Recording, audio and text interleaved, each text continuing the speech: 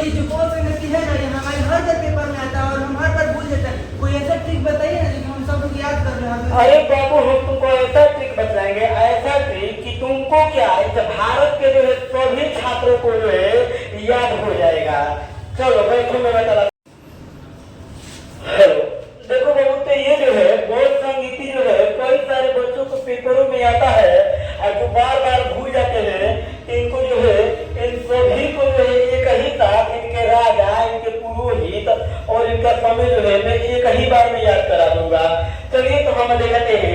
जैसे यहाँ संगीतिया लिखा हुआ है कि पहली संगीति, यहाँ वर्ष लिखा हुआ है, यहाँ स्थान, यहाँ राजा, किस राजा के शासन काल में हुआ, और जो है यहाँ जो है पुरोहित यानी किस जो है पंडित या जो है पुरोहित के शासन काल में ये हुआ।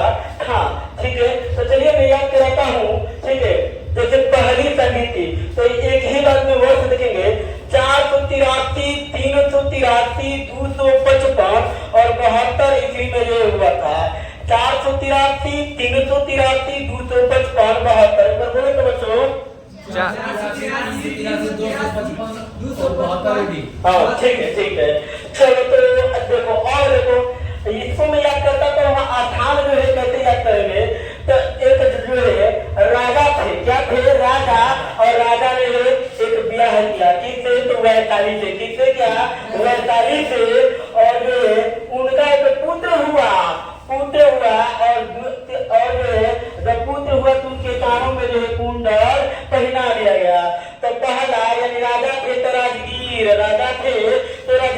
और दूसरा ब्याह किए किससे? वैशाली से।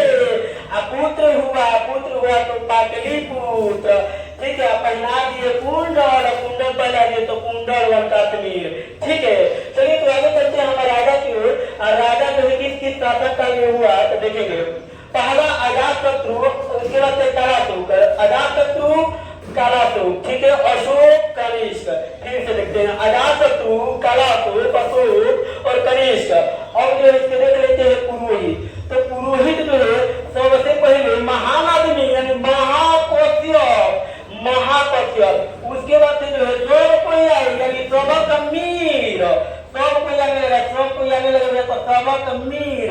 और उसके बाद से जो है कहे गरीब भैया हमारे पापा सब कहा जा रहे तो हम भी करते हैं, तो उनके पुत्र भी है मोगली पुत्र।